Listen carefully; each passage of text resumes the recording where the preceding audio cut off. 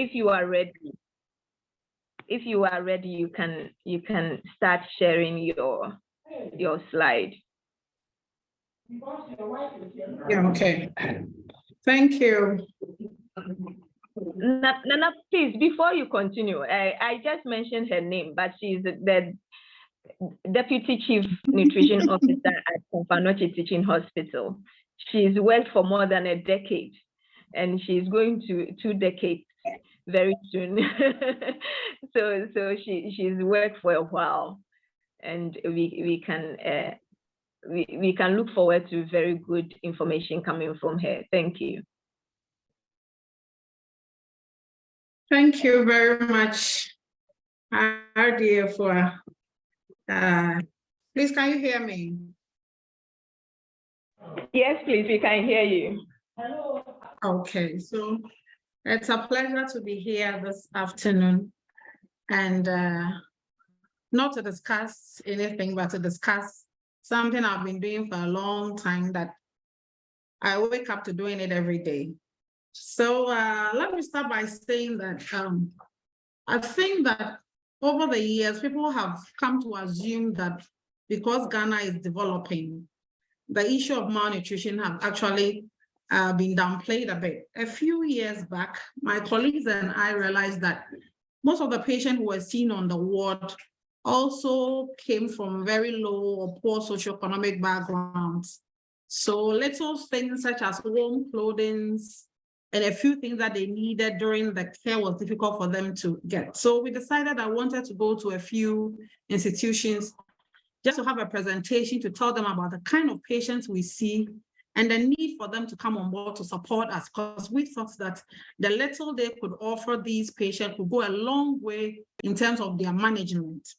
And it will surprise you to know that most people thought that we didn't have malnutrition again. I'm sure over the years, most people knew about, have heard about kwashiorkor. So commonly you have people say that. But I realized when we went to most of the banks and then we started telling them about malnutrition, the cases we see, surprisingly, they couldn't believe that these were patients in Ghana. Some of them actually said that they thought they were patients in Somalia. But we assured them that these were patients that we had seen that had been in our care for a few weeks. This is how they came in, this is how they left. And it was amazing. So some of them came to our aid. So this is what we've been doing for some time now, just trying to bring a smile on the faces of these cases, because you realize that unlike other conditions, these mothers, apart from the fact that their kids are malnourished, they also are not financially stable. So when they come to the ward, it means that as staff, as dietitians, as nutritionists, we need to support them or go a long way to do other things for them apart from what we are intended to do or what is in our scope of job. So this afternoon, I'll be taking you through management of some at the facility level, which is Confanoche Teaching Hospital, the nutrition units. And like our DF4 said earlier on, this is like a discussion. These are things that we know some of you are already doing. So we'll just take you through and then we'll all learn. It will be a discussion after the presentation. So I have a few objectives set for this presentation. Please, I've shared my slides. Can you see them?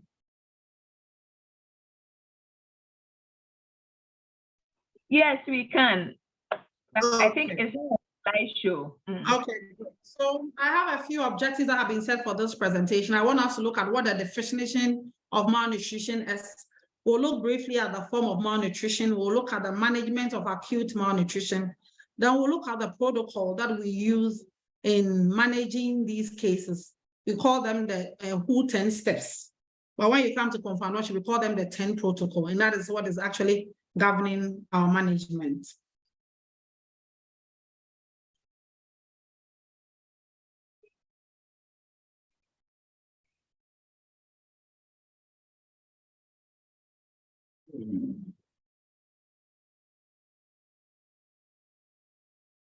So when we talk about malnutrition, we are looking at deficiencies or excesses in nutritional intake, imbalances or impaired nutrient utilization or absorption.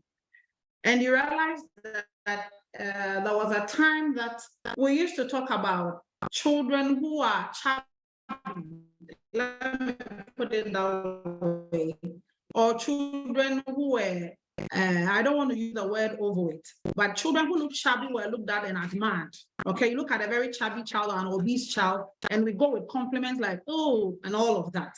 But oftentimes we have realized that apart from undernutrition, there's also overnutrition, because we are now having kids who are also becoming obese. And then we all know the complications that are likely to come with these obese children. So now we are not dealing with only malnutrition in terms of undernutrition, but there's also the double burden where there is overnutrition.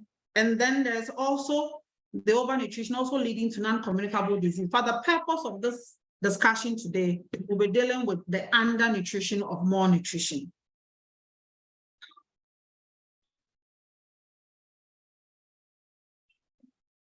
So because we all rely on who, you find out there's a chart here where we are looking at undernutrition in terms of wasting, stunting, and other micro presentation on slideshow.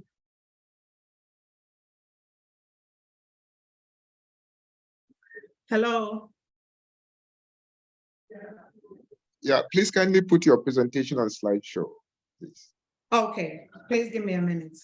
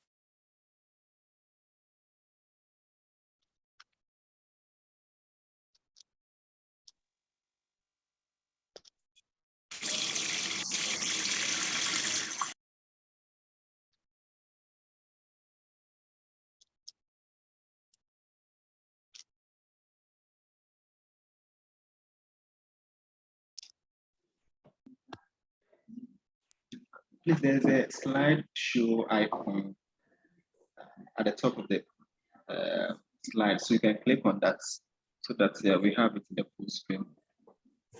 You will see it at the top. Slideshow is indicated it. We just click on it.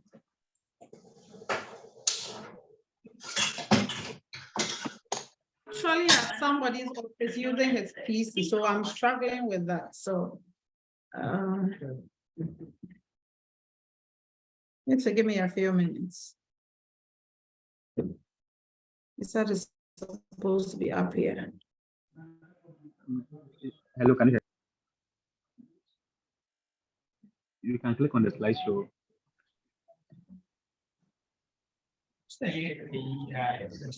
Or at the bottom, the second button at the bottom right. You can find that there. Yeah, the second at the bottom right. Bottom right, second. Right.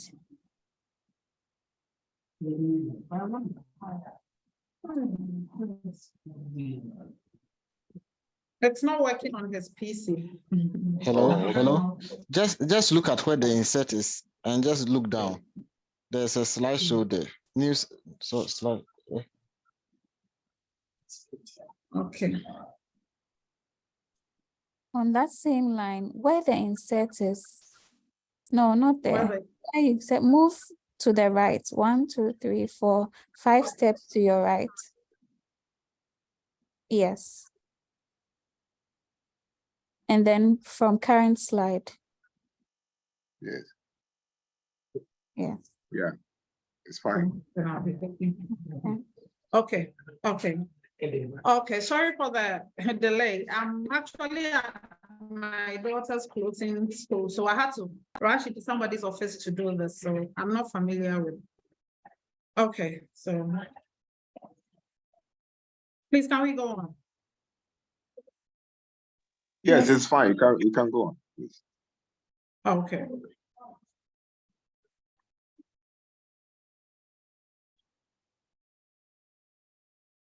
Okay, so a few statistics from WHO, and in 2018, it was realized that stunting affected an estimated 21.9% over a million children who are under the age of 5 years.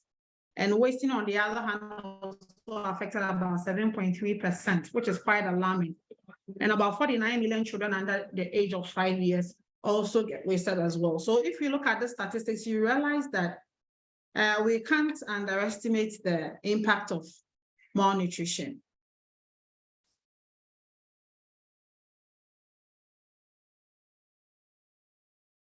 Forms of undernutrition. Undernutrition manifests in 4 broad forms. So we look at wasting, which is the acute malnutrition. We'll look at stunting, we'll look at underweight, and then we'll look at head and hand, which is the micronutrient deficiencies as well.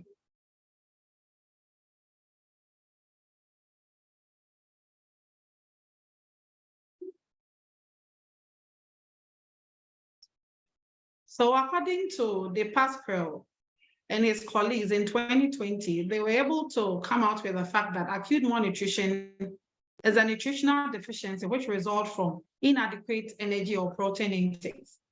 So when kids are not eating properly in terms of their energy and then their caloric intake as well as their protein intake, it results in acute malnutrition. Most children with moderate malnutrition can be managed at home with nutrition-specific intervention. So sometimes on our ward, you realize that there are patients who come in and after assessment, you realize that they are just moderate or they fall into the category of either less than -2, less than -3, which makes them just moderate malnutrition. So here, what we usually would do will be to give them nutritional counseling on how to fortify food for their children, how to use the local available ingredients to prepare for them nutritionally adequate diets. And then as and when we give them review, just to follow up to make sure that they are on track. So we don't admit such cases, but we use nutritional counseling to manage those who are just moderately malnourished. The whole idea is that we don't want them to get into the category of being severe. So as soon as we find them, we manage them, but then they are not admitted. So we manage them on home basis with counseling. In severe acute malnutrition, that comes with complications, medical complications. Inpatient treatment is always recommended.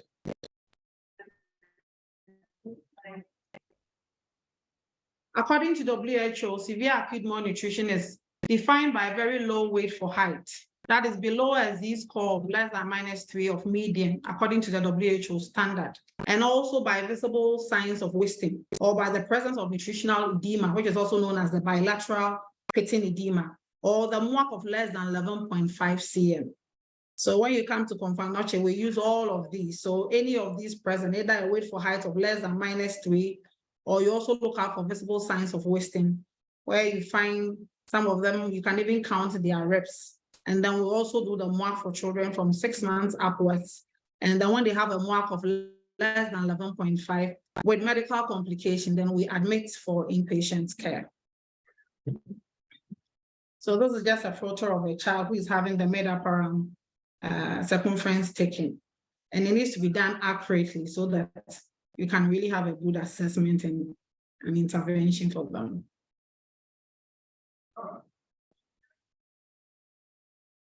So we are very concerned when it comes to clinical signs, because sometimes, apart from the fact that you need your weight for height charts to do weight and height, you can just look out for clinical signs. So for example, you find a child who looks very wasted. And this will show when you find that the child has skin folds, has a very baggy pants look. So you find the child having buttocks and then thighs that looks hanging or very flabby looking. And then you see the photo looking as if the child is in the pants that is loose on them. So anytime you find these on any patient in the ward, is a sign that this child is extremely wasted and needs to be considered for management. We should also look at for the presence of bilateral pitting edema or the nutritional edema, like we said. And usually we grade this edema into mild, moderate, and then severe. So for mild is the first one, where when there is edema on both feet, so you need to press your thumb on the feet of the child and then allow it for a few seconds. And then after you move your hand, if it leaves a dent, and it is just of the feet, that is mild. It is moderate and classified with 2 classes. If both feet plus the lower legs plus the hand or the lower arms are also pitting. Okay, and then it is severe with 3 classes indication, when there's what we call the generalized edema, including both feet, legs, hands, arms, and face. And this is what we usually will refer to as the edematous type of malnutrition. So this is a photo of a child with severe wasting. And then you find the buttocks area looking as though the child is wearing. So this is what we call the baggy pants look. So you find the thigh and the buttocks area all very flabby, devoid of any fats. So that's the baggy pants look. So this is also a photo of a child where they are checking for bilateral pitting edema. So you realize that it's supposed to be done bilaterally. So on the left hand, on the right hand, and then the thumb is used. So obviously you find that this is a child who is indicating a plus of edema. So you find that there is a dent left while the thumb is being pressed into it.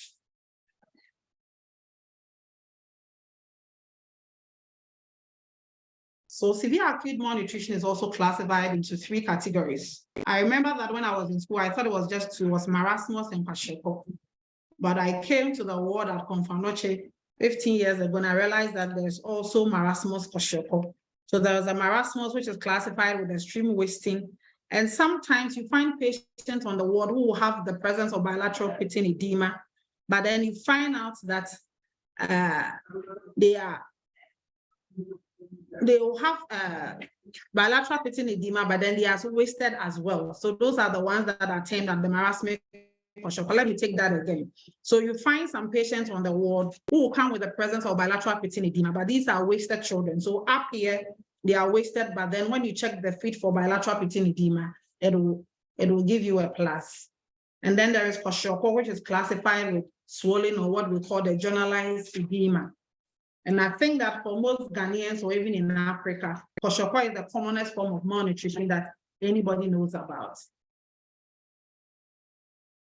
Okay, so I have a photo here of a child, and this child is a marasmic child. Please don't be fooled by the tummy. Okay, so when you look up here, you can find visible signs of waste, and you can actually count the ribs. And then when you look at the lower limb, you can find that flabby skin, and then you can see the feet as well. So this is a marasmus child. And then here we have a PASH child. Usually when the kwashiorkor children come in, they come with edematous malnutrition, though they come with swelling.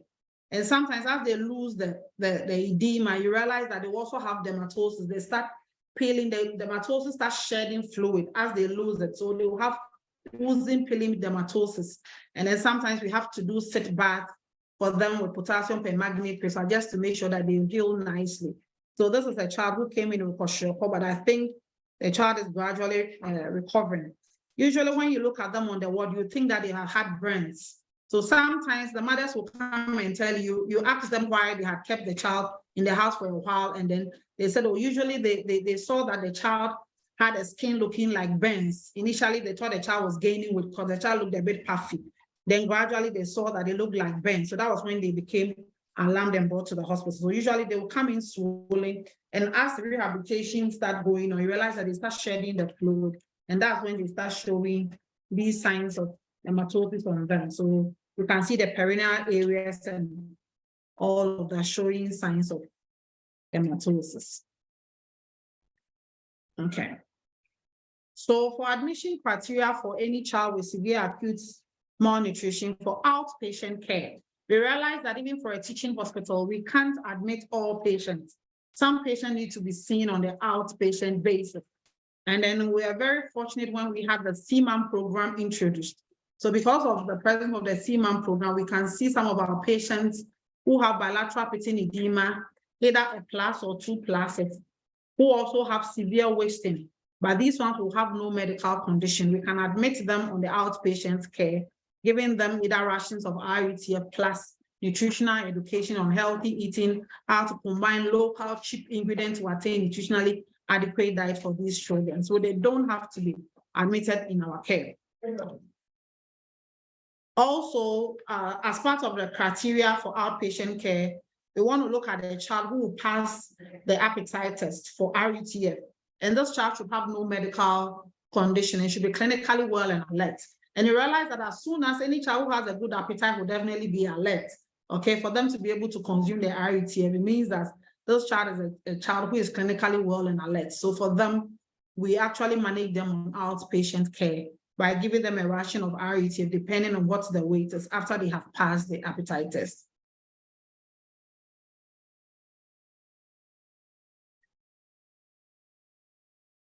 So inpatient care, for you to admit a patient for management in inpatient care, there should be the presence of bilateral pitting edema of 3 pluses, the generalized edema, or any grade of bilateral pitting edema. So even though we are looking at 3 pluses edema, as soon as the child comes in and has even a plus, that is even edema of the feet, and has a MWAC of less than 11.5, and has medical condition, this is a child that falls into the category of being admitted for inpatient care. I also want us to note that when we have patients who are 6 months, who have acute malnutrition or are over 6 months, but have a weight of less than 4 kilos, they are also admitted and treated in inpatient care. Okay, so this is just a diagram showing if an appetite test is conducted for a patient who has SAM. So when a child has poor appetite or medical condition, straight away this child is managed in inpatient care. If a child has severe acute malnutrition but has a good appetite, meaning that the child might have passed the appetite test and has no medical complication, this child is managed in outpatient care. And if a child has moderate malnutrition, or what we refer to as the MAM, usually what we do is that we manage the MAM with counseling, nutritional education, and then they are sent home to do their, and then periodically we want to have them come back so that we see that they are on track. So this is a baby who is having the MWAC taken. And if you take a closer look at it, you realize that obviously this child is doing between 10 point something, so less than 11.5. So without even seeing the child very well, obviously you know that this is a child whose MWAC is likely to be less than 11.5. It's in the red zone already, so it's an indicator. Okay, so for malnourished children, I always tell people that they are very precious because taking care of a malnourished child happens to be very different from how we care for other children because of the nature of what their system goes through when they become malnourished. So WHO has come up with 10 protocols. At Confanosh, we refer to it as protocols, but you find WHO saying who 10 steps of malnutrition. So these 10 steps over the years is what has been helping us when it comes to the management of severe acute malnourished children. Okay, so I said earlier on in my slides that, and then based on the WHO research and then the data that they gave us, we realized that most of the under 5 years mortality, the contributing factor, one of them is SAM. And SAM is a severe form of malnutrition, which leads to a lot of life-threatening consequences and may also lead to reductive adaptation. So as much as possible, we wish that we'll be able to prevent malnutrition from even setting in instead of dealing with all the other complications that comes along with it. So reductive adaptation. So for a SAM child, the reason why we treat a SAM child differently is because of the physiological changes that go on when they become malnourished. So a SAM child, due to malnutrition, you realize that that child will have limited conserved energy and will not be able to even show signs that a normal child will show in terms of even exhibiting signs of fever, because the system over the period where the child was not eating or the child was not feeding properly, the system is not working like it's supposed to work. So when you have a child who has malnutrition, you realize that they have to be treated differently in terms of hydration, differently in terms of feeding volumes, in terms of feeding time, just to make sure that we don't have an issue with refeeding syndrome. So because of reductive adaptation, you want to assume that every malnourished child who comes in have a form of an infection. So we presume and then we treat infections. And usually for the management of malnutrition on our wards, we do this hand in hand with the medical doctors. But over the years, you realize that you become so close that you even know what the first line antibiotics are supposed to be given. So you realize that there's a first line antibiotics that are given for children who have infections. And then we also do not give iron in the early treatment. And then we provide potassium and then we restrict sodium. So this is why I told you earlier on that there's a difference between a child on the ward who does not have malnutrition, who probably came in with a fever or malaria. The treatment is far different from a child who is in the malnutrition cubicle because of reductive adaptation. So for the phases of management of malnutrition, we've actually categorized it into 3. And we have the stabilization phase, we have the transition phase, and we also have the rehabilitation phase. So I'll go quickly through the 10 steps. So you treat and prevent hypoglycemia. So these are the 10 steps. I don't want to, so I'll take them. Okay, so the first protocol or the first step is to treat and prevent hypoglycemia. So you realize that we say treat and prevent. We want to make sure that we prevent it so that there's not a chance of it occurring before we take care of it, because hypoglycemia has been known to kill a lot of these malnourished children, even before some of them even get to the wards. So hypoglycemia is when a child has a child who has SAM, has a low blood glucose level of less than 3 millimole per deciliter on admission. So when this happens, usually what we have been doing over the years, when we realized that some of these children were going into hypo, even when they were being transported from the pediatric emergency unit to the ward where the nutritional rehabilitation proper will be happening, we realized that sometimes they come and then because of the limbs now it is changing. But a few years back, you realize that when they are coming from PU, they may go to C5. They'll tell them, no, this is not our admission day. They'll ask them to move to another ward before they will finally move to B for where the nutrition unit is. So you realize that sometimes some of them come and they're not ready. They are looking very weak. So right when they come on the ward, what we decided to do is that even before the nurses start taking their details from them, if the child has been confirmed as a SAM case from pediatric emergency unit, we do a reassessment quickly, and then we make sure that the child has been given an amount of F75, just to make sure that the child doesn't go into hypo during that waiting period. But when it happens, if we don't take care to do this or other things happen and then the child goes into hypo or gets hypoglycemic, this is what is done for the child. So for the child who is conscious, usually a bolus of 10%, that is glucose of 50 ml or sugar solution, is given via NG tube or orally if the child is able to do an oral intake, or we use the NG tube if the child is not conscious enough to do an oral feed. And if sugar solution is not available, like I said, we'll offer F75 rather than waiting for glucose, because we know F75 has a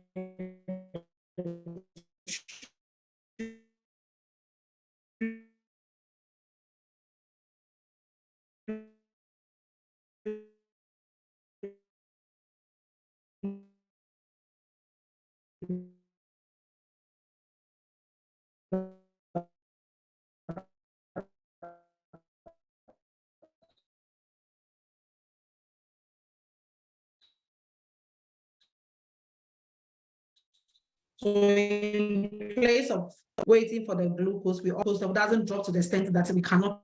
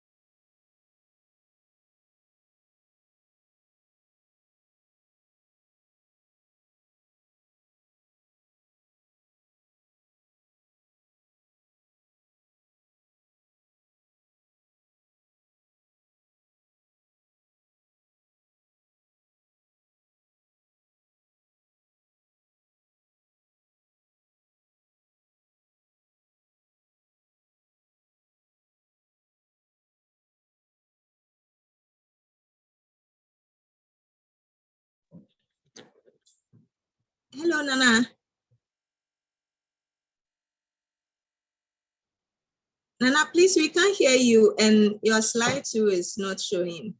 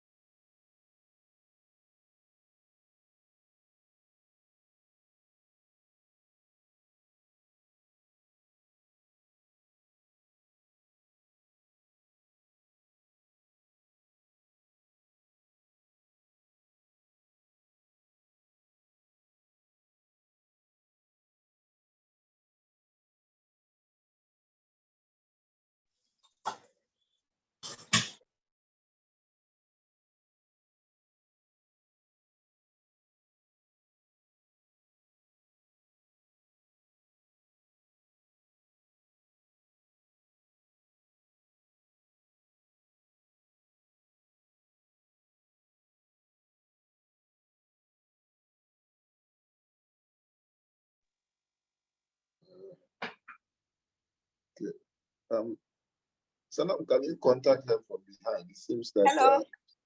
Yeah, she's lost connection. Hello, Nana. Hello, please. Yes, we can hear you now. Okay, I'm sorry, I think the network went off a bit. So I was on the. Are we And the good now? slides are not showing the slides. The slides are not showing. No, please. Okay, so I was on hypothermia before it went off, right? I was on the second protocol. Yeah. Okay, please, can you see the slides now? No, please.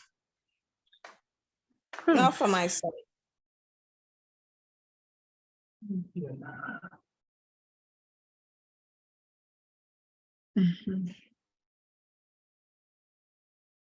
Please, can anybody else see the slides apart from RGA4?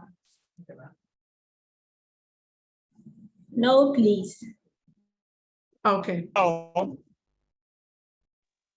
I guess you need to go to the slide share again. You need to go through the same process again.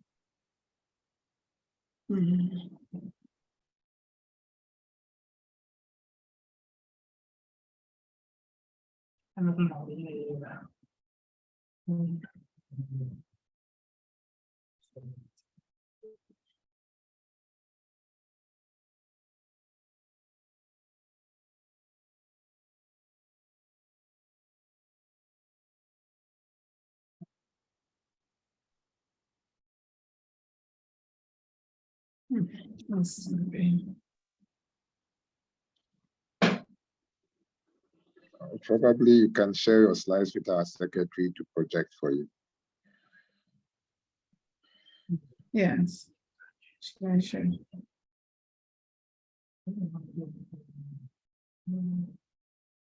Please, can you see? No, it's not appeared yet. No, please.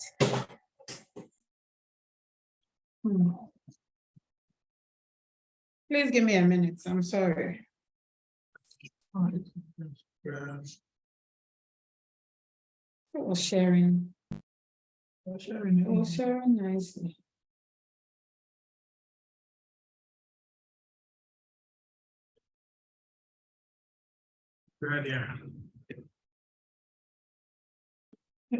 Slide showing. I was sure.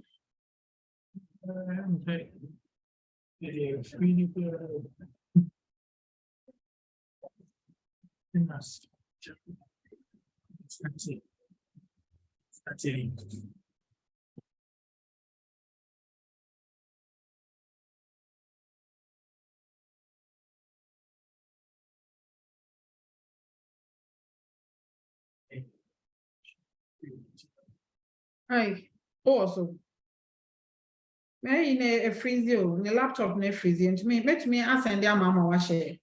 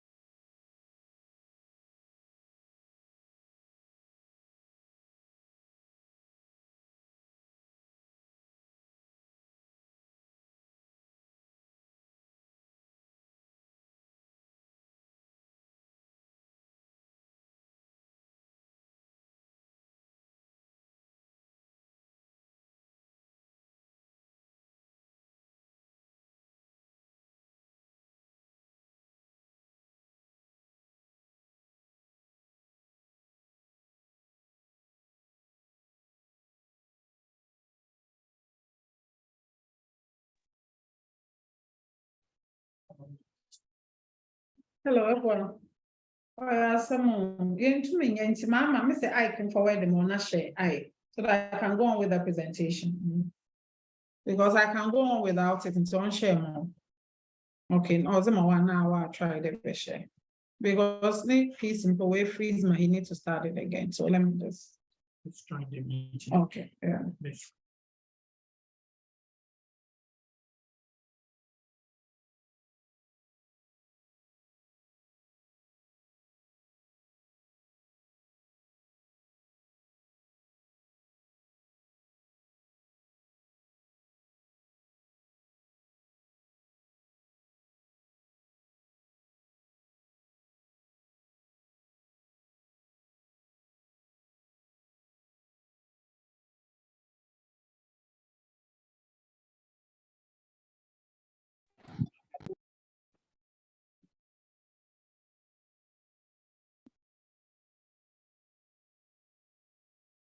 Hello?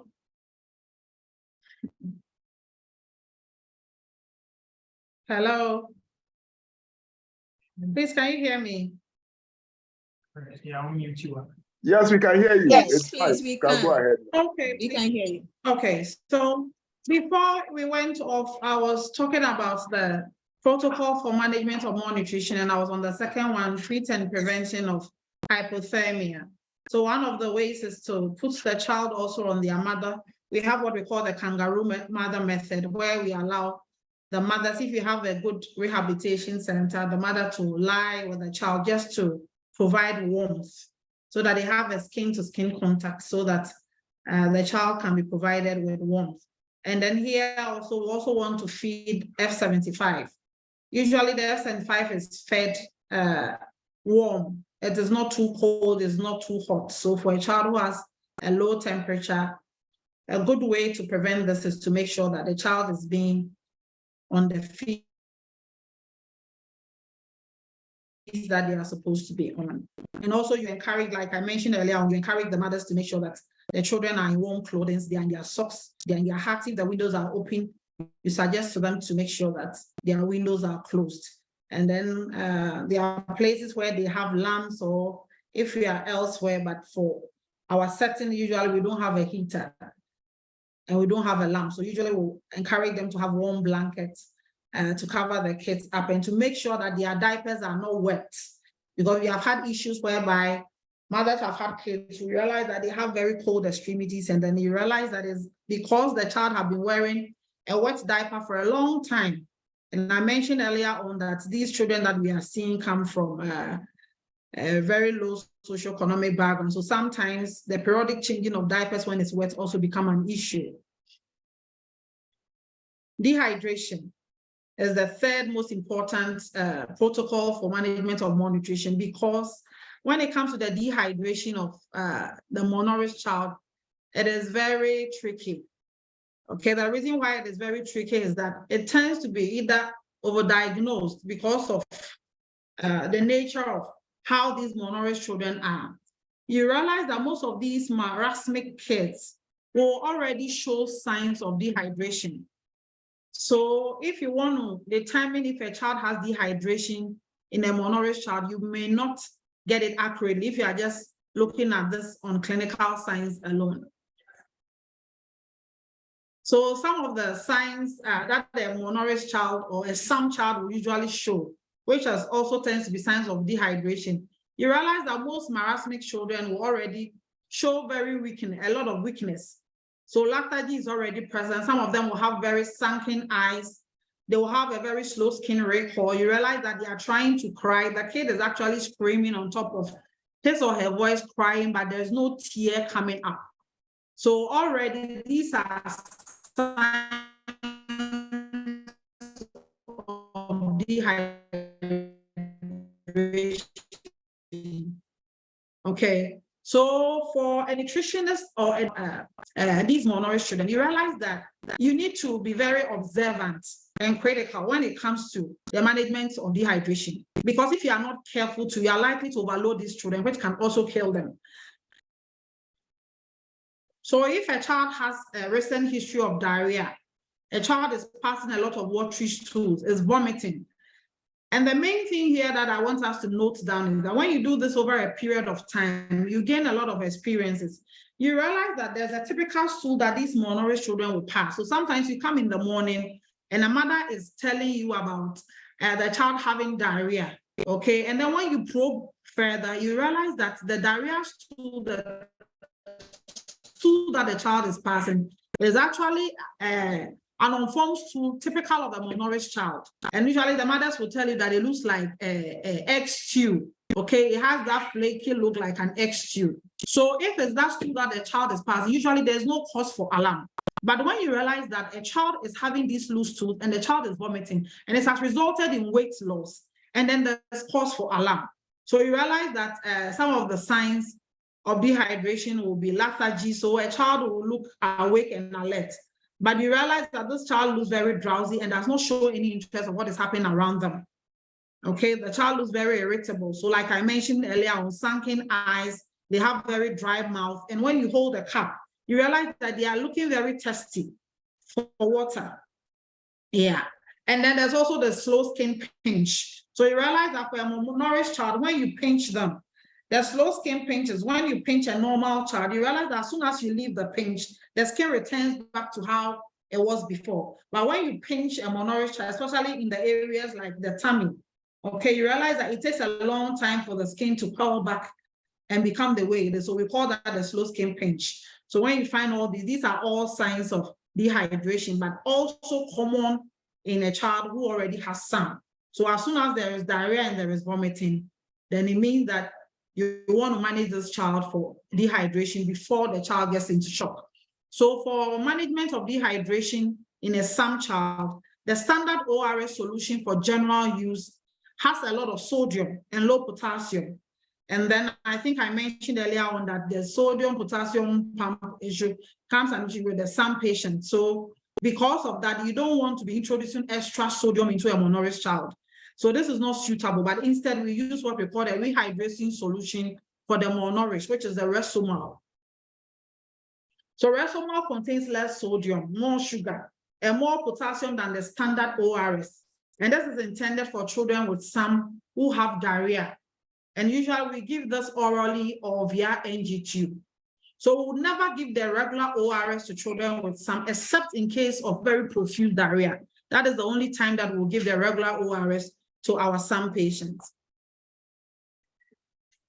So content of Resomal. So fortunately, we have already prepared Resomal, and then in cases or in facilities where we don't have it, that means we need to make the ORS, the Resomal ourselves. So it is regular water, clean water, boiled and allowed to cool with the Ghana ORS, the standard ORS, sugar, combined mineral mix or vitamin mineral mix. So what is the CMV? So you realize that there are some places where they have the electrolyte mineral mix, and there are some places where they have the CMV. Some people are fortunate to have both, but for my facility, Confanoche Teaching Hospital, the one that is very reliable and then the supply has been consistent over the years is the combined mineral vitamins. A few years back, we had a CMV, but like I said, it's not very reliable. It will come and then we'll run out of it and it never comes. But the CMV is being produced by the lab at Confanoche, so it is always available for our use. So the formula is 2 liters of water plus the 600 ml of the regular ORS, 50 grams of sugar, and then 1 level scoop, not heap, but 1 level scoop of the combined mineral mix. If it is the combined mineral vitamin, which is the CMV, it is 1 scoop. But if it's the mineral mix, then it's 10 mils per liter. If it's 2 liters, it means it has to be 20 mils.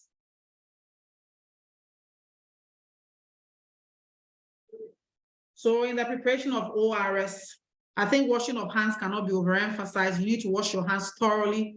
And then you empty 600 ml Ghana standard ORS packet into the container that holds more than 2 liters. Then you measure and add the 50 grams of sugar.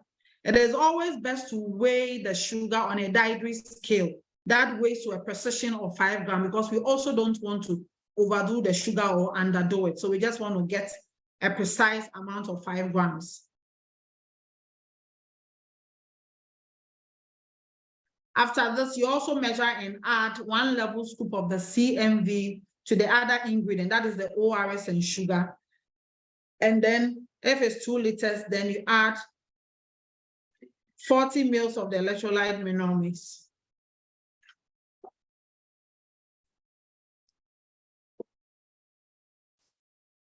So after all these ingredients is added, you make sure that you stir all of it inside until it is dissolved nicely, and then you keep it within 24 hours, and then you discard, and the diarrhea resolves, the vomiting resolves. You don't have to keep the rest thinking that maybe a patient might need it the next day. You need to discard the rest, unfortunately. So in the standard of, in the case of the standard packaged Resomal, so I must also say here that sometimes we are fortunate to get a supply of already made Resomal. So this is already done and packaged. So it's just a matter of taking 1 sachet of the Resomal, adding 1 liter of cooled boiled water to it, and then we are good to go. But you also make sure that you stir very well until it dissolves nicely, and then you use within 24 hours. So there's no exception to the discarding of the rest of the Resomel after you have used what is needed and is within the period of 24 hours. The rest has to be discarded.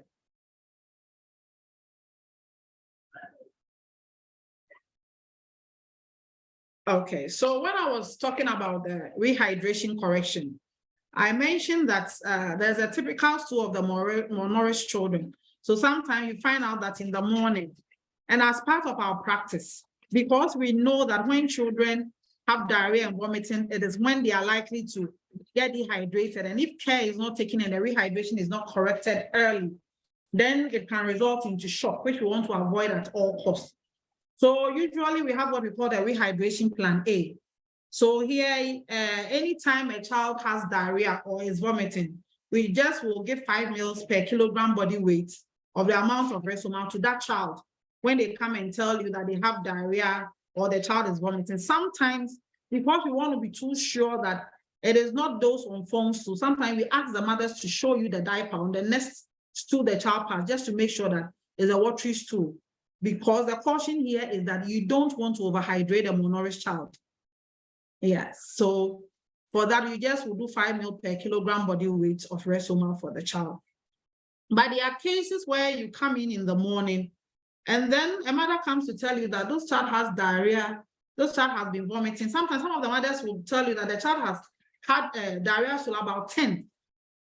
As soon as you hear that, quickly we need to weigh that child. And then when the child has lost weight, if it's that profuse, it is likely that that child, it will be indicated by weight loss. So as soon as we find this, we stop all forms of feeding, and then we calculate 5 ml per kilogram body weight of the child using the current weight. And every 30 minutes for the first 2 hours, we give Resomel.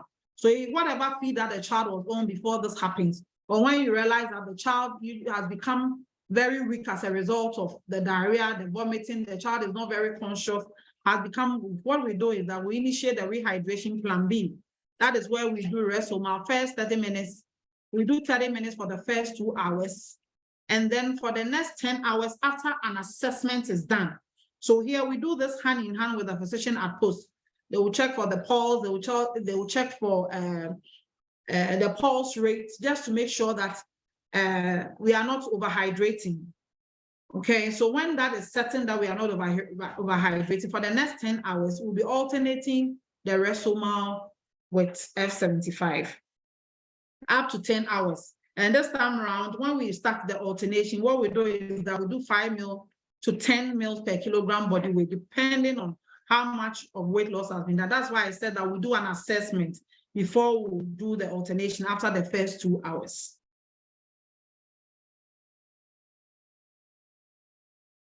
Usually we do this to make sure that the child doesn't get into shock. But because we can't control all situations, sometimes even whilst we are on this, the child may go into shock. And for a malnourished child, I have to say here that we never give IV fluids to a malnourished child or a SAM child. The only time IV fluids is given to a SAM child is when the child is in shock.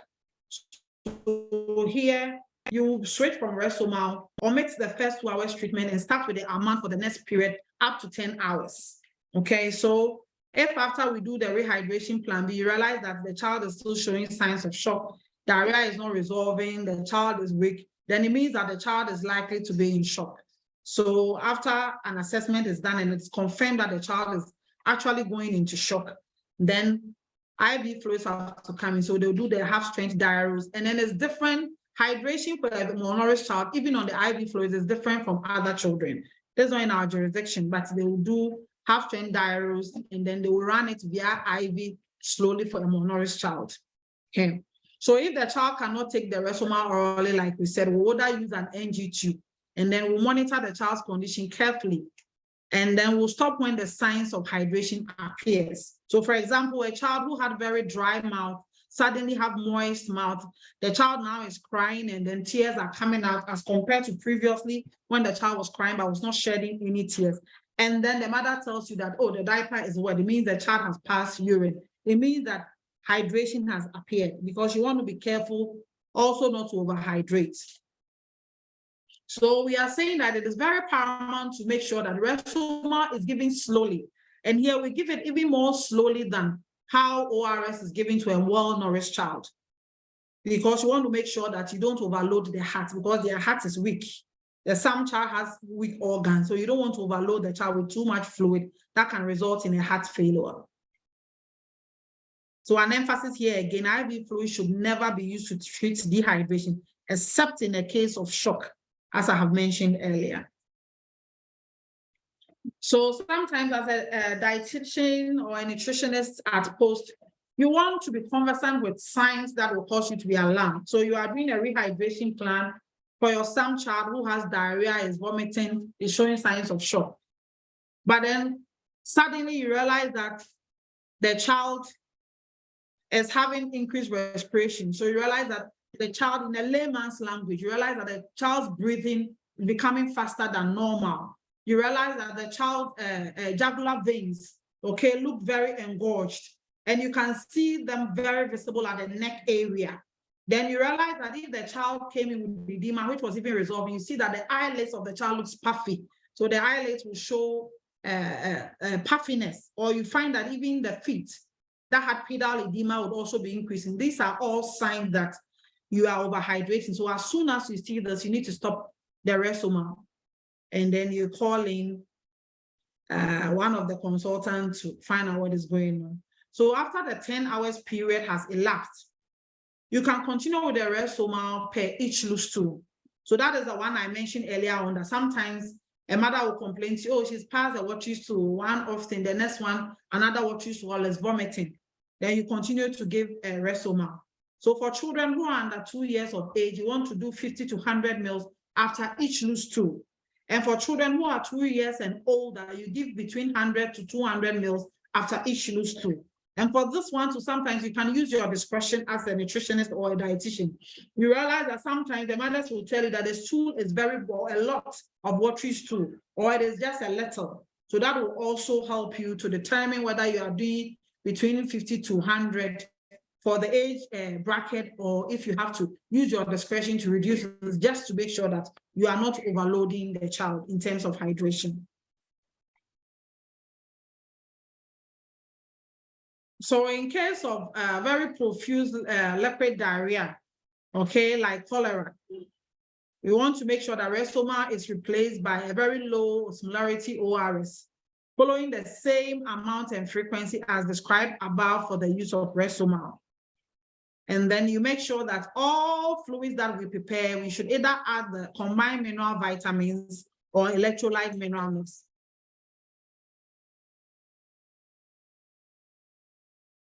So for the CMV, this is how it looks like. Those of you who have been fortunate to have had some at your facility, we had some at CATH a few years back. I haven't seen some in recent time, but this is how it looks like.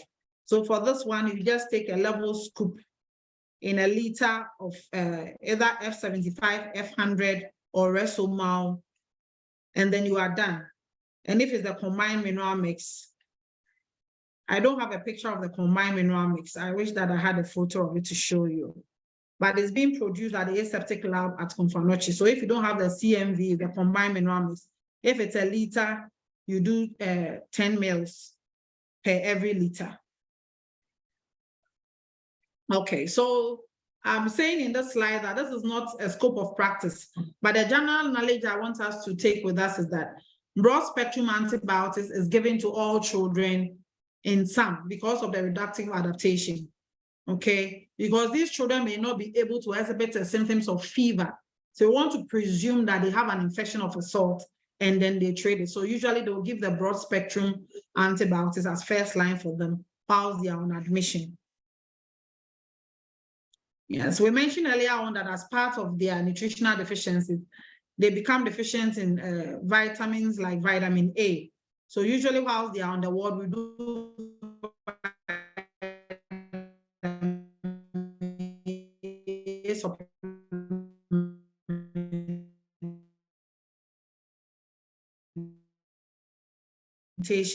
on day 1, day 2. So initially we used to do the 1, day 2, and maybe they have xylophthalmia, a bit of spots, or if they have measles or have had measles in the past 3 months, or they have other eye signs, then you want to do this, whether they come in or not. And then for those who have corneal ulcerations, we'll add atropine drops, and then the doctors will manage it. And then in cases where they feel it's becoming too much, they'll have a referral to the ophthalmologist to have a look at it before it gets worse.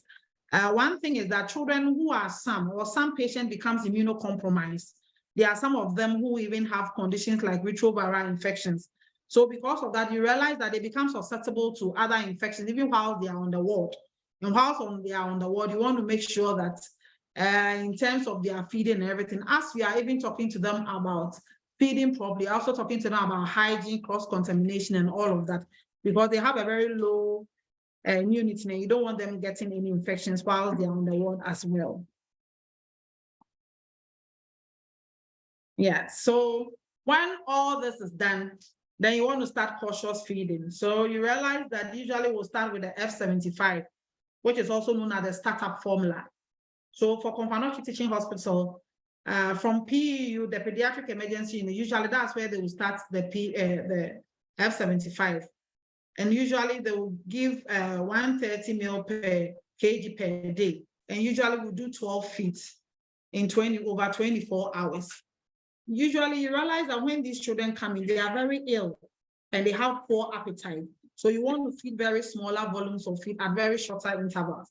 We have had cases where we even have to do an hour feed just to make sure that they are tolerating it. We've had cases where we have to come down to do every 30 minutes just to make sure that the child is able to tolerate it, because at the initial stage of their stabilization, most of them will have vomiting. Okay, so if you are giving, the child is supposed to take about 150 ml, for example, 2 hourly, and you realize that they are not able to take it, you can use your discretion and then decide that, you know, I'm going to divide this into 2, and every hour I'm going to give it, and it will come to the same thing at the end of the day. So if the child has edema, we reduce the volume to 100 ml per kilogram body weight. So I was telling somebody a few days back that because there are charts for these, so when you come to our ward, there are charts for children who are marasmus, and there are charts for those who have edema. So without going through the calculation, when you pick them, you realize that the volume is reduced in a child who has kwashiorkor as compared to the child who has marasmus. So for example, you have a child who has a weight of maybe 10 kilos or maybe 5 kilos, and is taking about 70 mils. But another child who has edema or has kwashiorkor, who has the same weight, will be taking less than what the child who has marasmus is taking. So the calculation is there.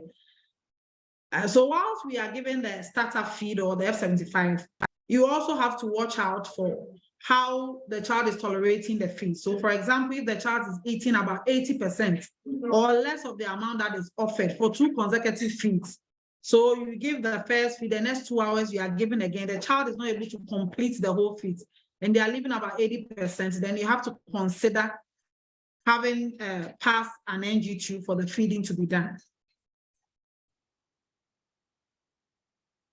And all that we are doing, the evidence is to keep documentation. So we have a 24-hour intake chart where we keep feeding documentation, and we record how much the child was issued with, how much the child ate, how much was peeled, how much was left, if the child vomited after the feed, and then we chart this so that this will help us be able to know when to transit the patient to the next stage of the rehabilitation. If a mother comes in with a SAM child and the child is on F75 and is a breastfed child, please, we want to encourage these children to still continue to breastfeed. And here we need all of you professionals. We need you to be able to convince the mother that it is okay to still breastfeed the child. Okay, when they come in and their child is that sick, the child looks so weak and all that, sometimes they don't even feel like lifting the child to breastfeed. But if the child is on F75 and then is a breastfed child right from the house, when they come, one of the things we can do to help them is to continue to encourage them to reestablish breastfeeding and continue to breastfeed alongside the F75. Also, children who are less than 6 months who have bilateral pitting edema should be given F75 during the stabilization phase. Okay, so this is the preparation of F75. I don't know if we have time for me to go through all of that, but you find out that the main ingredient for F75, if you don't have the already F75,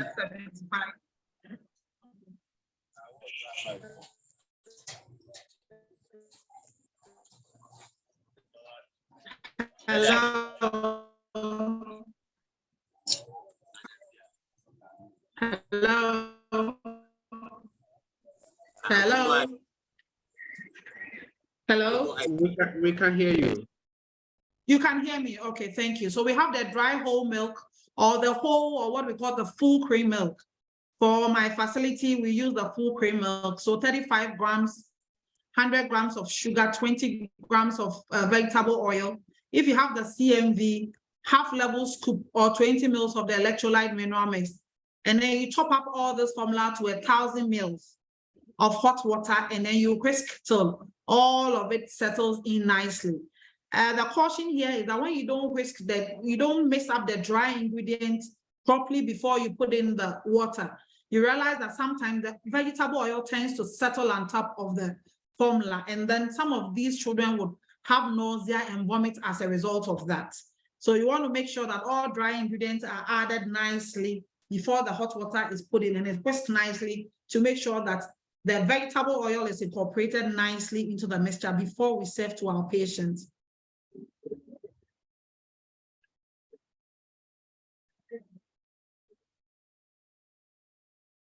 Okay.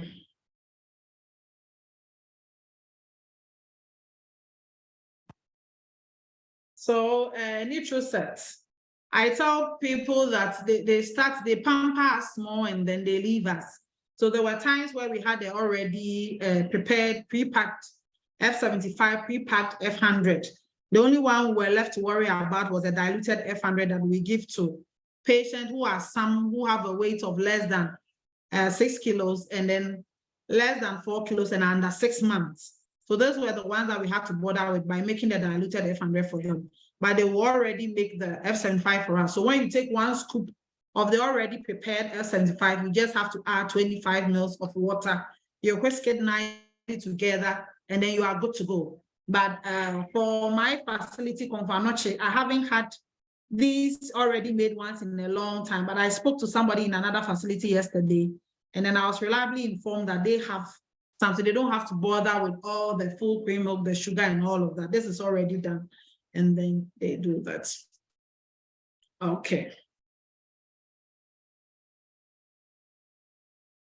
And so after the transition phase, you want to switch the child to RUTA or F100 as soon as possible.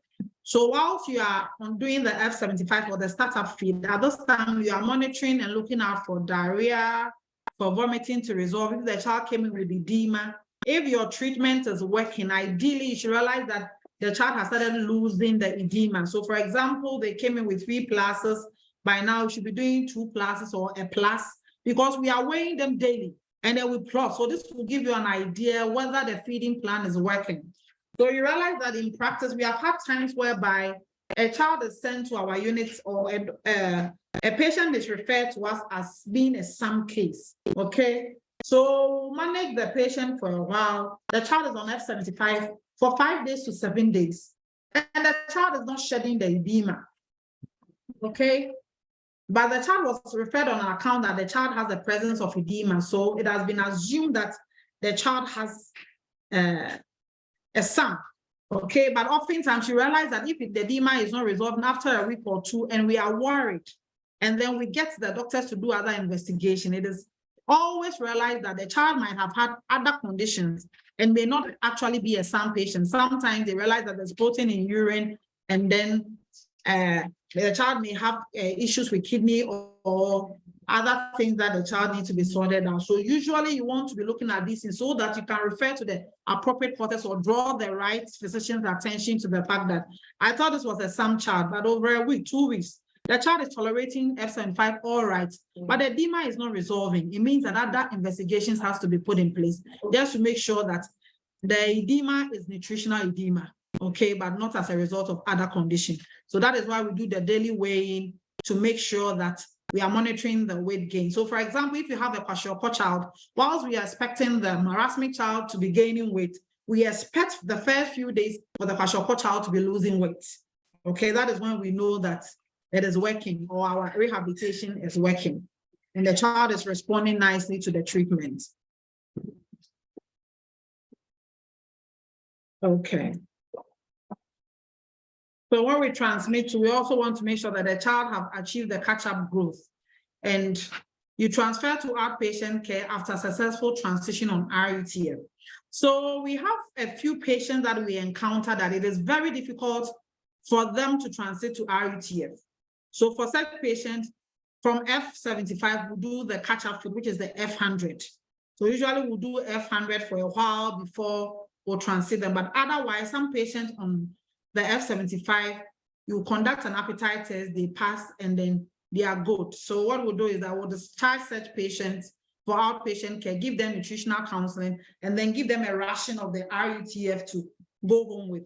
There are cases or situations whereby you realize that we don't have RUTF, and a few weeks back we've run out of it. So for that, the transition will be done from F75 usually to F100 until we have a few RUTF where we can conduct an appetite test and find a way for them to get a ration of the RUTF with nutritional counseling. Okay, so usually we'll do group nutritional counseling on the ward, but whilst we are discharging, we actually do the focus one-on-one so that we can identify those who have other needs apart from just having the some, because some will have other underlying conditions. So they might have more nutrition, but they may have other issues that we need to address in the counseling. So we'll do the one-on-one while they are being discharged. So we transfer to outpatient care after a successful transition on RUTF.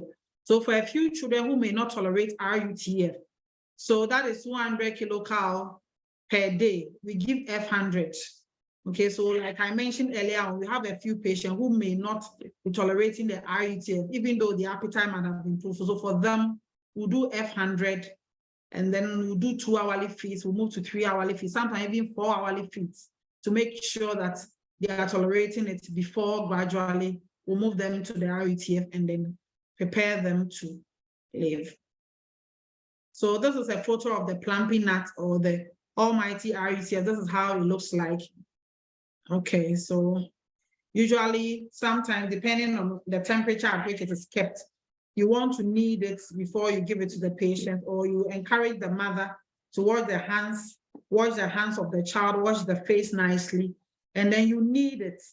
And then you find that there's a place there where you tear and open, and then you encourage the child or the mother or the carer who is feeding to squeeze, and then the child will eat it. Oftentimes, you have a few mothers who will come and tell you that the child doesn't like to eat the RUTF this way, but then when you add it to porridge, the child likes to eat it. And it's also another thing for discussion, because the protocol says that they should actually knead and eat it like this, not to add it to anything. But you realize that there are some mothers who, after you have given the ration, they come back to tell the child is doing well, gaining weight nicely. And you ask them, oh, so he's able to finish 2 units. He said, oh, I need to add it to porridge, and then he will finish everything. So the question here is that, do we allow them sometimes to add to porridge, or should we strictly adhere to the protocol that says that they should eat it for all? Maybe that will be another discussion in another meeting. So preparation for F100. So the dried whole milk or the whole full cream milk, 100 grams here, sugar 50 grams, vegetable oil 30 grams, and then the CMV or the electrolyte mineral mix. You realize with the preparation that the F100 has more full cream milk compared to the F75, because at the initial stabilization phase, you don't want to overload the child with a lot of protein. You need the child to stabilize before. So that is why we do the F75 for the initial stabilization phase before we do the catch-up feed, which is the F100, which is more dense in terms of protein. So this is how the F100 also looks like. Okay, so you can compare the two in terms of their colors. Realize that the F75 had a different color. The F100 also has a different color. So this is also already made. 1 scoop to 25 ml of water, and then you have your F100. Okay, so another important protocol that as nutritionists as dietitians, sometimes we tend to forget or let go is the play and stimulation or the emotional and sensual development of the malnourished child. Okay, so when we have these malnourished children, as soon as they start doing well, and then when you look at this child, this is a child who have come in severely malnourished.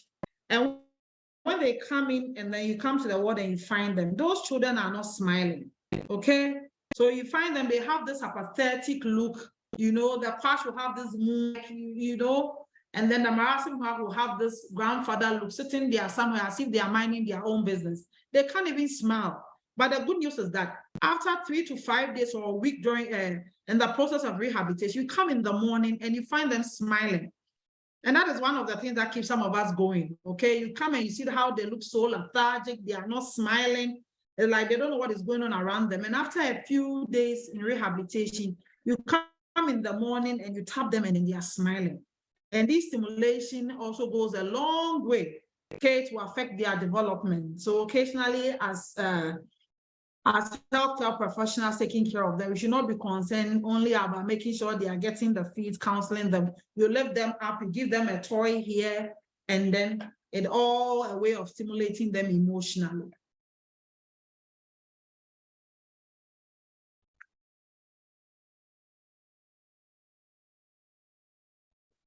So you encourage the mothers, even though when, as mothers, you realize that when your child is sick, it is big business for you. And when you come in and then your child who was growing nicely, suddenly their hair is falling off, she has peeling, ulcers on the sore, perineal areas are peeling. Some of the mothers get very sad. So we need to teach these mothers to cheer themselves up, to encourage them to provide tender, loving care for these mothers. Some of them, they have had a case where the mother could not even lift up the child because she thought that when she lifts up the child, she will break the child because the child had this peeling, oozing dermatosis as a result of having edematous malnutrition. So we need to encourage them and comfort them and tell them that feeding period should be a play period. Okay, so they should try and encourage the children to feed, but we don't encourage force feeding. We want them to be able to coerce them in a form of playing, okay, for them to be able to feed, but not to force them to feed. Yeah. And then we also want to give the children structured play when the child is well enough. So, you know, lifting them up, touching their hands, playing with all of them. This is happening while they are recovering. But when they are well and ready to be discharged, we want to have a structured play where the child is well enough. And then mothers are supposed to be taught on how to continue to play and have this stimulation. So we want to look at something briefly for our children who are less than 6 months. So sometimes, especially for the MBU, mother and baby unit, we are called to go and see cases. And then as soon as you are called to go to MBU, you know that this is a patient who is less than 6 months. And unfortunately, they will have a weight of less than 4 kilos. So when you have this, you cannot give them F75, you cannot give them the full strength F100. You need to give them what we call the diluted F100. So the difference between this is that you want to take about 100 mils of F100 and then you dilute it at 35 mils of water to get 135 mils. And that is what is called a DF100. This is what we give to these children in this age bracket. So some children who are less than 6 months or who are more than 6 months, but has a weight of less than 4 kilos, we give them what we call the diluted F100. Okay, and then we'll do 130 mils per kilogram body weight for breastfed infants. So when you come to my ward, and some of us are getting lazy because they are charts, you find there is chart for breastfed child, there is chart for non-breastfed child.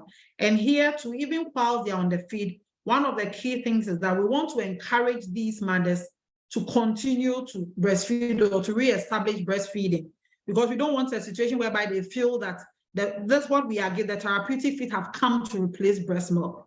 We are all aware that we need to overemphasize the fact that nothing can replace breast milk. So while they are even on the DF100, we still want to encourage them that if this is a breastfed child, in between the feed, they should also give the breast milk to the child.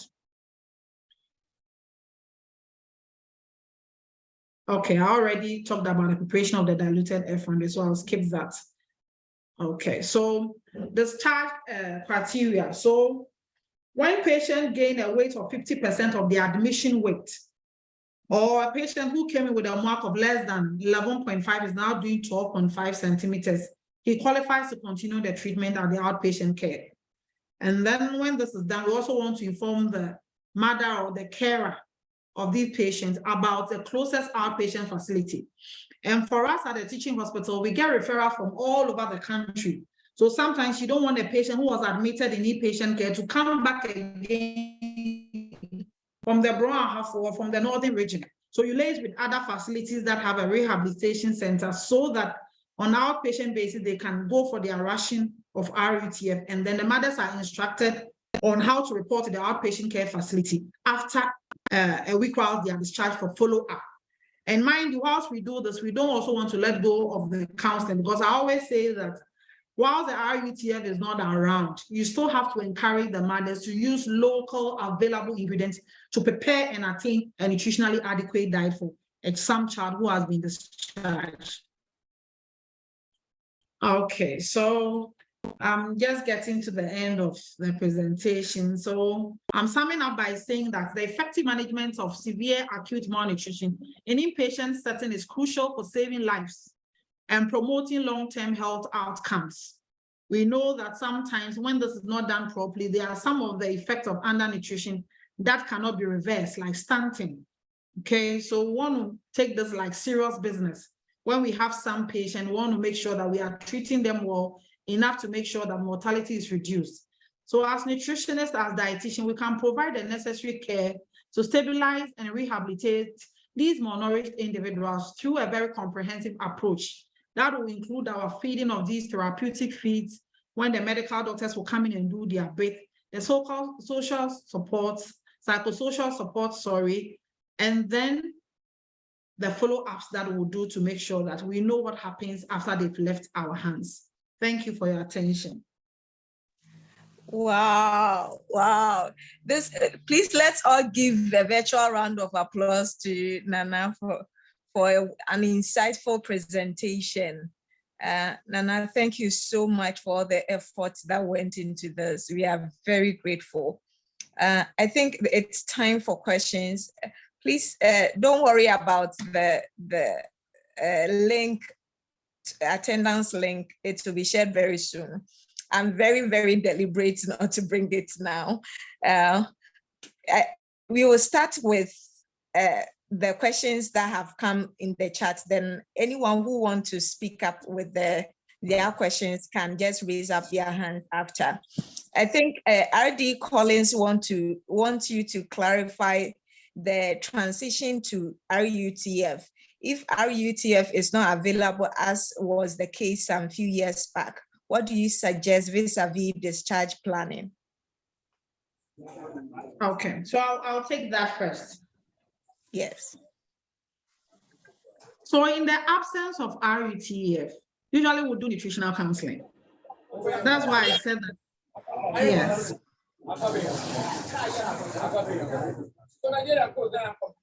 Okay. Yes. So usually when we don't have RUTF and we are discharging, we do nutritional counseling on family foods, how to fortify porridges, how to get available local ingredient rich in protein to fortify foods for these children until we get RUTF. Yes, that's why I said I would place a lot of emphasis on the counseling, because sometimes the RUTF supply may not be very reliable. Okay, so I'll ask, thank you so much. I'll ask the next question, then I think Presido wants to ask a question or make a suggestion, but okay. RD Mensa Daniel says, insightful presentation. I'm appreciating the practicality of the presentation. In the event where the RUTF is unavailable, what are the, I think that's the same question that you just answered. There are a lot of appreciation on the page, and someone is also asking, in the absence of CMV, Zincovit syrup can be used in therapeutic feed preparation. Please, I don't think it's a question, but do you subscribe to this as well? No, I don't know of this because in the absence of CMV, we use the electrolyte manometer, which is very reliable and is produced at the aseptic lab of Confanoche. And that is what's currently, that is what is recommended. I don't know about the zinc COVID. Because I know that even for the early stages of malnutrition, we don't want to give iron. Yes. Okay. I don't know if zinc COVID have iron. I'm not very sure of that. I think it's more of zinc, but those who don't have the choice, like those of us in Confanoche, with the CMV, if it's unavailable, I think others can. Available for sale to other facilities. Oh, okay. Yes. So let's Confanoche be coming by. Yes, others have been coming to buy. Okay. Yes. So I think I'll give the floor to President to ask his question. Then we will go on. Oh, please. There are quite a lot of questions in the chat. So you finish with that. I'm seeing some of them. Yes. So is malnutrition a disease of the poor, or do you in your practice see affluent malnourished kids? Okay, thank you very much for that question. So over the years, most of the people that we had seen who had malnutrition had been people coming from very low socioeconomic background. But in recent times, I must say that we have had a few cases where not very severe, but we have had mom cases from people who are working. In fact, some of us, from nutritionists, kids of nutritionists, doctors, bankers, coming in with mom because the kid is not eating, the child is not taking the feeds, and they don't have a lot of time and all of that. So occasionally we have a few mothers who will come in and then they'll make excuses, okay, because of the nature of their work. Maybe the feeding of the child is left in a nanny. And then at a point they realize that the child is losing weight and they are uncomfortable. So they have also been coming in on OPD basis, and then we help them with nutritional intervention and some feeding skills, feeding techniques, to help them to correct that. So now we are getting a mixture of both, but on admission, usually we don't get a lot of it. Please, I think if you've not been asked to, there's a lot of, yes, please. Okay. I think the next one is, it's about weighing. Please, the weighing of the vegetable oil, is it in mils or gram? Because liquids are to be measured in mils. Please, okay. It's in mils, please. It's in mils. Yes. The next question is insightful presentation. Please, how do you store the F75 prepared at your facility? Okay, thank you very much. So depending on the number of patients we have on the ward, usually what we do is that we prepare it in beds, in very good flats, and to make sure that we are serving it warm. So we don't prepare a lot at a time, depending on the number of patients we have. And then when we do the usual feeding, we make sure that it is not a lot for some we have to be discarded. So we just prepare enough per the number of patients we have, and then we store them in our flats. But when we prepare the dry feed, sometimes we also make dry feeds for some of our staff who come in the afternoon. So those ones are in dry powdered form, and then they just have to add hot water. Thank you. The next question is, can you please share with us your experience with general nurses managing malnourished children? Okay, thank you very much. I think that this is very interesting. I hope the person asking the question has not been having issues with the nurses. So when I started working on the ward, we realized that there was an issue with night feeding. Okay, we realized that we're losing most of our SAM patients at night because of the management of their dehydration and shock management. When the house officers come in new, it's a little, they have to wrap their head around the whole idea of some patients being special in terms of their management. So when we realized we're losing patients, we thought I would have some of the nurses to help with the night feeds because they were skipping the night feed during the night and we're losing them. But the nurses said that that wasn't their duty, that was solely nutrition duty. So there was a lot of back and forth And then even at that time, I think as a national service personnel, I decided that I wanted to start night duty to see if the issue can be resolved. And fortunately, when I started night duty, one of my colleagues joined me. We alternated the night, and mortality that month was reduced. So we realized that it was something we could take up. So we brought it up with the head of department, and then they had to appoint nurses assigned to the nutrition unit who are helping us during the night feed. And I think now the issue has been resolved. But it was a big issue because sometimes we are going on ward rounds, a patient is coming for feed, and you ask a nurse to, a patient asks the nurse to pour it for her, and they say, oh, nutrition for Nini. Okay, meaning that the nutrition people are not around, so he won't touch the feed because they thought it was solely nutrition duty. So we had that back and forth, but gradually we've been able to judge, and then we've come into a good conclusion. Okay, thank you. The next question is, great presentation, joined quietly, but they want to know, I think RD Cynthia wants to know if of some local rich protein foods you've identified for fortification. RD Cynthia. Okay, so usually when we are referring, if you I know you are doing some information, you can help me with that, but usually when we are referring, we talk about, depending on what the age is. If it's a child who has started complementary feeds already, we are talking about fortifying porridges, we are talking about the top peanut butter in a top, we are talking about fortified soups and all of that. So usually you don't want them thinking that they have to spend so much to get a nutritionally adequate for these children. So we encourage them to use our available local ingredients that they can easily find around. So eggs, herring powder, fish powder, peanut butter, like stuff like that, that they can easily find to fortify these foods. Thank you. The next question is, do you have any support groups for mothers with malnourished kids, supporting the emotional burden they face? What preventative measures do you have to minimize the number of children with malnutrition? Thank you very much. I think that when I started my presentation, I mentioned that a few years back, a few of my colleagues and I decided that because it is assumed that these children, mothers that are coming, are not very well to do. So we don't charge them for the service at our unit. So we're told by the hospital that because we don't provide any funds, sometimes it was very difficult. And you find these mothers coming in, and some of them, at a point in the management, had to buy mineral mix, and a vial of the mineral mix, which was just, I think at that time about 5, 6, some of them could not afford it. And we couldn't make these feeds without them. Some of them come with dermatosis, and we need to, perineal areas have dermatosis, we need to do sit bath. And even the bowl for the sit bath, they can't afford it.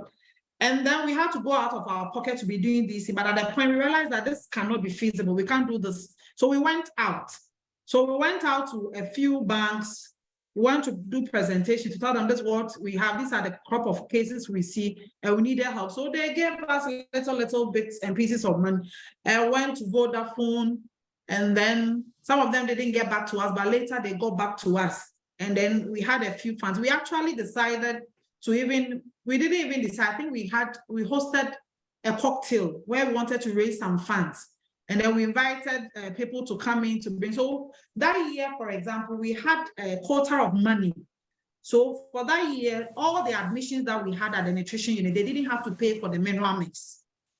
And then we realized that this was not something that was sustainable because we couldn't on our own go and drive and go and do presentations. Some of the banks gave us up to be there around 6:30 before their morning meeting.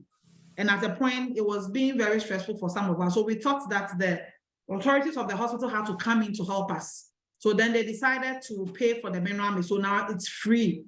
But once in a while, we talk to individuals who don't even think that more nutrition is still there. And some of them give us something small, which we'll put in buying secondhand clothing and these bowls for their sit bath and stuff like that. But we don't have any structural support. Let me put it that way. In future, we are thinking, well, I was talking to one of my colleagues, we're thinking that we may have to make it bigger and go out there and let people know that these people are still there. And these are people that a little help can go a long way to help them. Because some of them 3 square meals a day, they can't afford it. What more buying eggs and stuff like fish powder and meat for a child? So yeah, it's something that we are thinking about doing more. But for the time being, we've done some at a time and then we gave up. So maybe we need to start again. Yeah. And then for the emotional support. Yeah. For the emotional support, we have had a few cases where we have to refer to the social welfare people for them to come in. So usually we identify a case and you know that genuinely this woman needs to be helped. Otherwise, the next time we'll see her, she will not have the child with her. So refer to the social welfare at CAF and then they take over from there. Okay. I think our time is fast spent, but we have about 3 questions. If we can just summarize the answer well, so that the next question is, please, do hot water denature the protein in the milk? I think that's the question that someone is asking. Okay. So I think when I was talking about the formation, I said something that you need to get all the dry ingredients in and then before you put the hot water in. But I think the last training that I was in, initially we thought the water had to be very hot, but we're told that it doesn't have to be too hot. So long as you mix all the dry ingredients together, the water is not supposed to be, it should boil, but it should not be like, I don't know how to put it. If the biochemist can help me, like it shouldn't be overboiling. I don't know how to put it.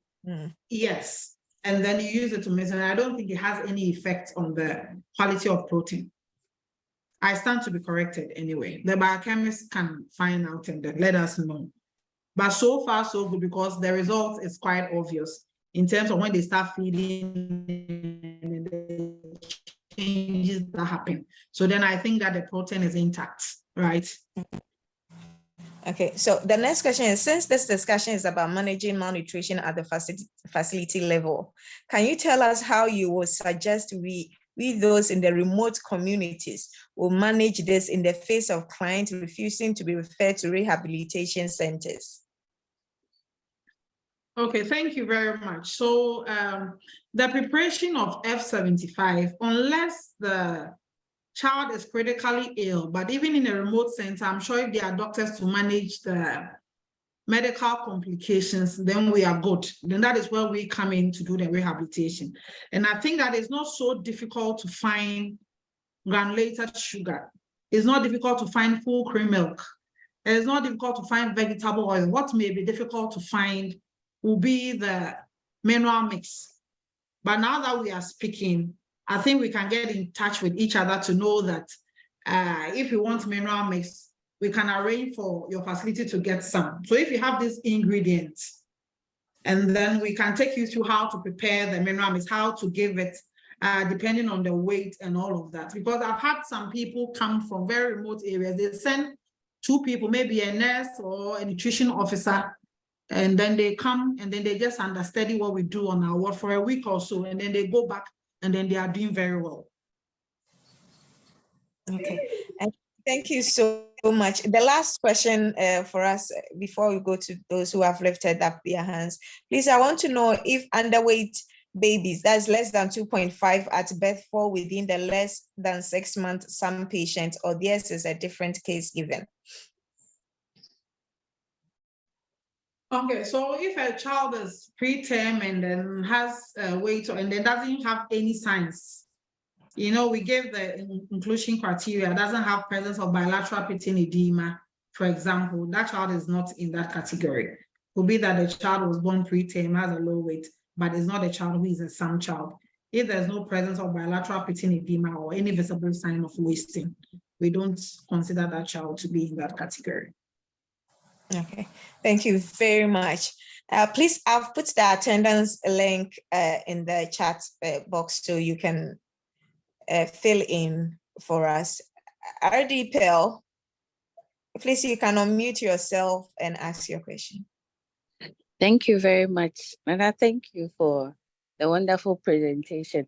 I want to find out, in the absence of RUTF, what would you recommend for an appetite test to be done? And then also, you know, sometimes you come across children with special needs, like children with cerebral palsy, Down syndrome, coming in with severe acute malnutrition. Is the protocol same for such children with special needs, or is different? Thank you. Okay, thank you very much. So I'll take the first one. in the presence of RUTF, which happens very often. You know, when the mothers come in at the initial stage, when you show them the milk, you find some of the mothers telling you that, hey, now they are me banana. Okay, so I've had a situation whereby a mom told me that the child has astram, and it is because people have insisted that she's here. Then I told her that me was astram, so she should just give me 1 week.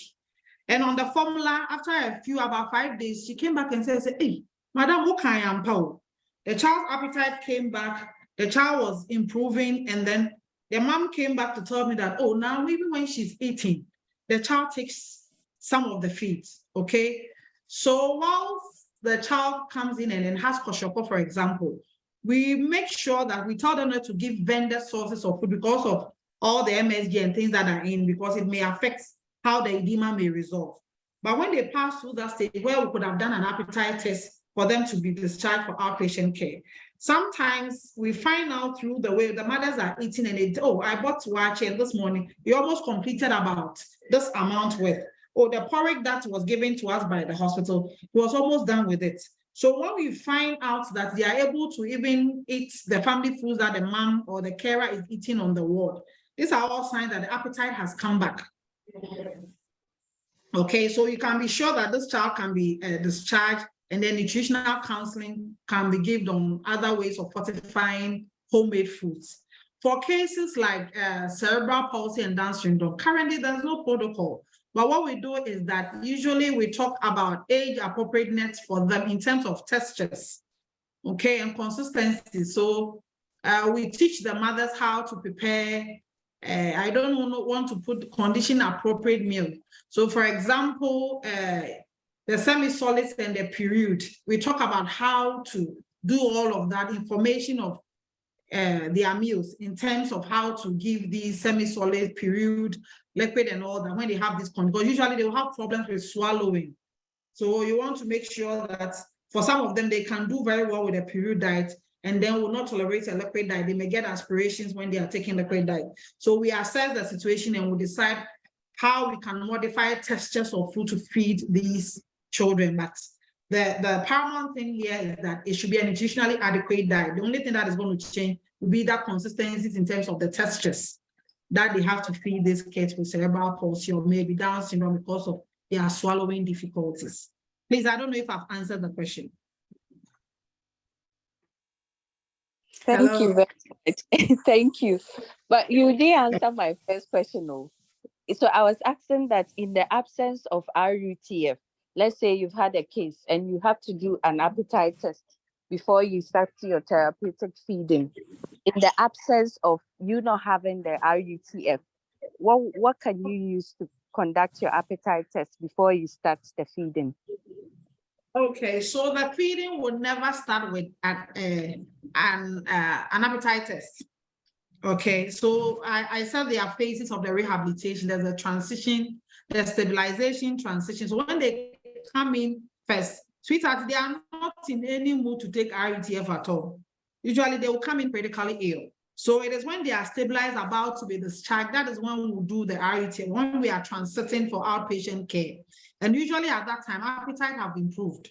So even if there is no RUTF, family foods can be used to determine if the appetite is back for us to be able to discharge on counseling. So at that point, there is nothing that we don't have. If you're asking in terms of therapeutic feeding, an absence of RUTF, there is none.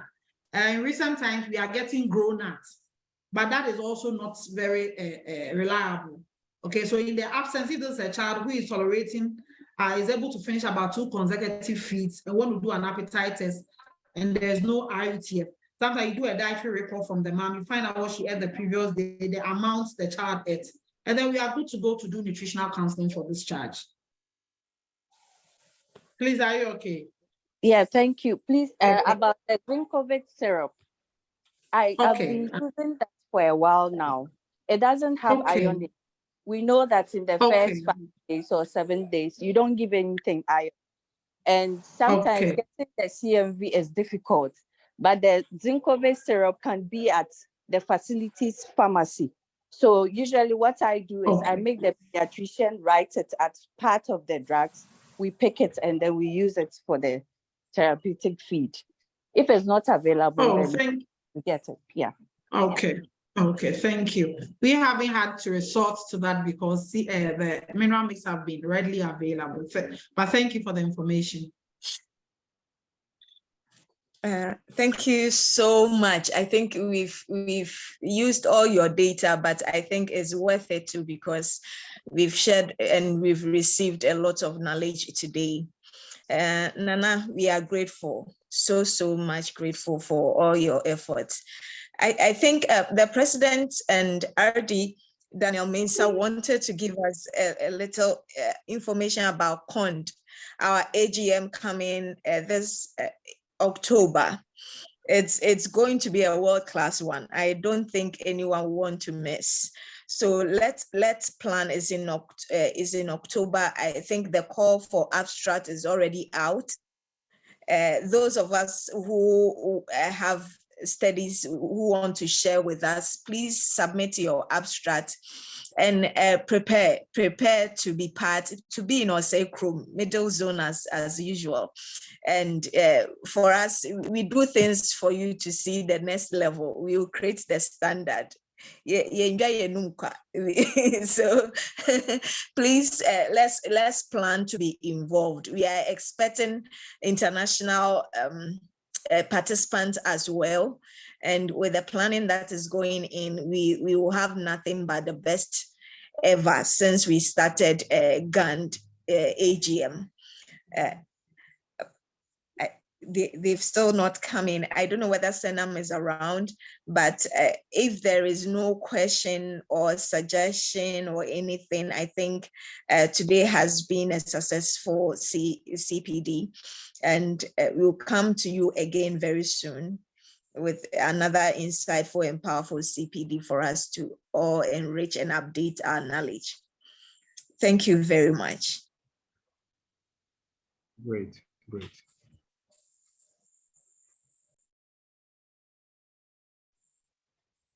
I think we started with prayer. We have to end with prayer. Let's pray. Father, we are grateful to you for everything.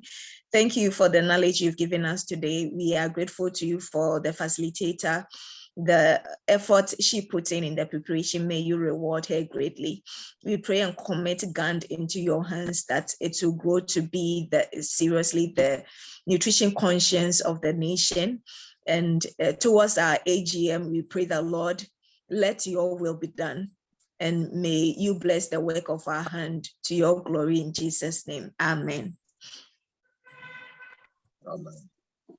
Okay. Good night, everybody. Good night.